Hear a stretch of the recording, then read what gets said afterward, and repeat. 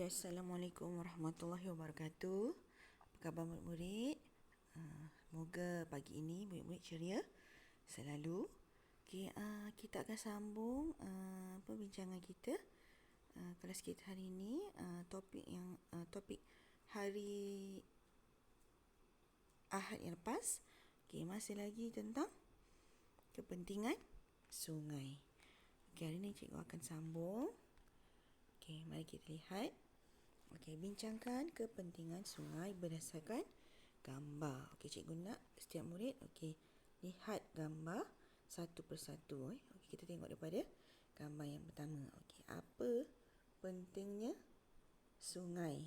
Okey, sungai sebagaimana yang kita ketahui, sungai sangat penting kepada manusia, bukan setakat manusia dan hidupan juga.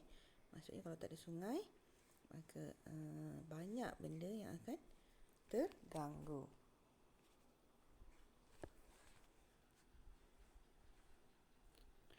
Okey, kita tengok. Okey, yang pertama. Okey, gambar apa tu? Okey, gambar orang sedang berkelah di tepi air terjun ni. Okey, jadi di situ kita boleh lihat kepentingan sungai. Yang pertama ialah sebagai sumber apa? Sumber minuman. Okey.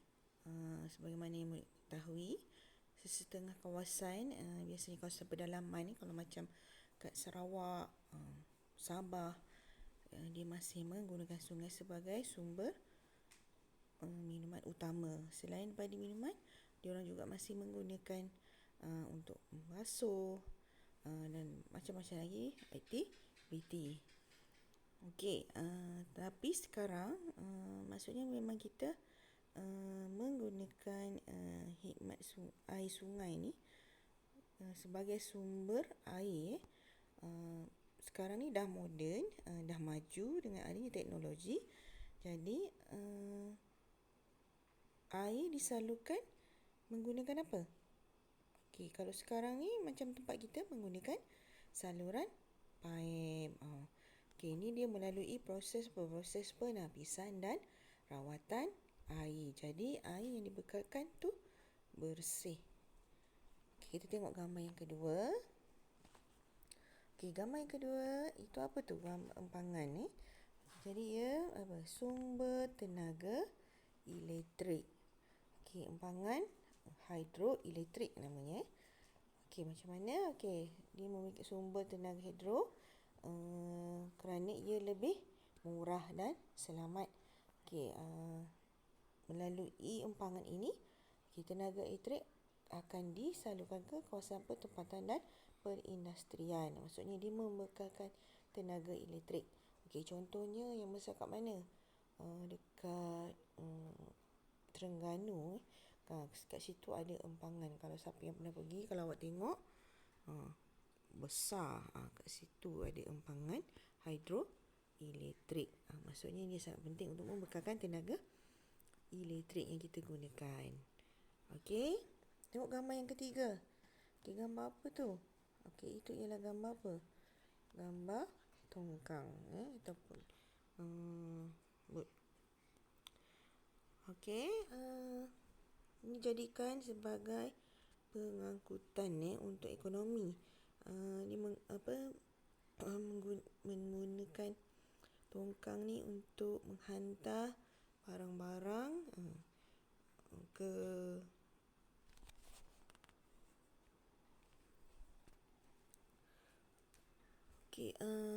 barangan sehingga ke pelabuhan. Okey. Selain daripada itu, pengangkutan air juga.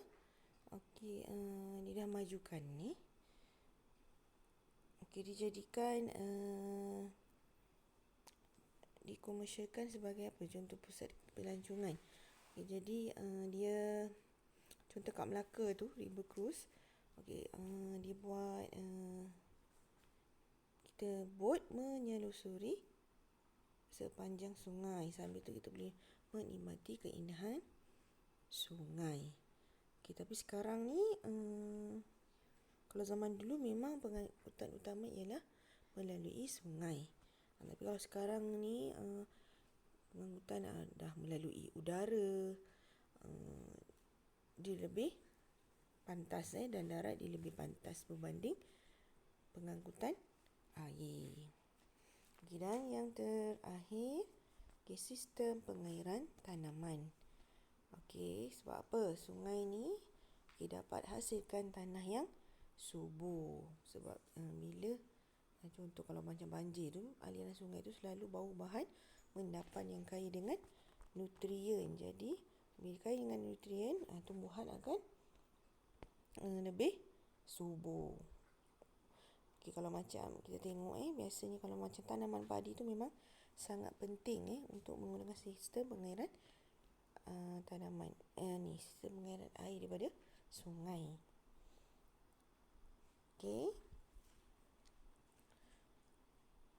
Kita lihat seterusnya. Tulis ayat yang lengkap. Kita tengok satu persatu cikgu akan terangkan. Tengok ayat yang pertama. Gambar yang pertama. Tengah buat apa tu? Kita lihat tu, orang tu tengah buat apa? Seorang lelaki sedang menjala ikan. Apa ayat yang diberi di situ? Sumber bekalan makanan. Apa perkataan sesuai? Saya bagi contoh. Pak Hasan menjala ikan di sungai untuk dijadikan sumber bekalan makanan. Faham tak? Itu cikgu bagi contoh. Cikgu ulang sekali lagi. Pak Hasan menjala ikan di sungai untuk dijadikan sumber bekalan makanan. Maksudnya Pak Hasan ni menjala untuk jadikan sumber bekalan makanan. Kita tengok yang kedua. Lihat gambar kedua. Gambar apa tu? Itu ialah gambar empangan hidroelektrik. Ayat yang diberi di situ ialah menjanakan bekalan hidroelektrik. Jadi, apa ayat yang sesuai? Empangan hidroelektrik Tasik Kenyir menjanakan bekalan bekalan elektrik. Boleh ingat? Ulang ayat. Empangan hidroelektrik Tasik Kenyir menjanakan bekalan elektrik. Itu yang kedua. Kita tengok gambar yang ketiga. Lihat apa yang sedang mereka buat tu. Lihat kanak-kanak tu sedang bermain basikal. Ada yang sedang jogging. Ada wanita sedang menolak troli membawa anak kecil bersiar-siar. Ada seorang lelaki duduk berehat membaca buku.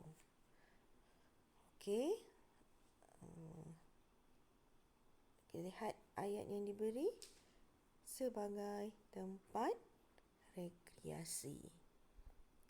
Apa contoh ayat yang sesuai? Apa dia sebagai tempat rekreasi? Jadi saya guna murid-murid cari perkataan atau frasa lain yang sesuai untuk melengkapkan latihan ini, melengkapkan ayat ini. Dan yang terakhir, yang keempat. Lihat tu gambar apa? Itu gambar bot, gambar sampan. Tengok apa dia?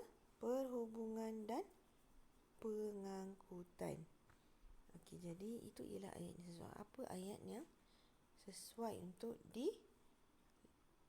dicantumkan dalam ayat tersebut? Sekian sahaja. Sekiranya murid-murid tidak memahami, boleh bertanya terus dengan saya. Sebelum tu cikgu nak ingatkan, kewujudan sungai sangat penting untuk meningkatkan ekonomi negara, bukan saja ekonomi, malah kehidupan manusia. Jadi oleh itu, cikgu nak ingatkan agar kita sama-sama memelihara kecantikan sungai kita. Macam mana caranya? Hari tu kita dah bincangkan.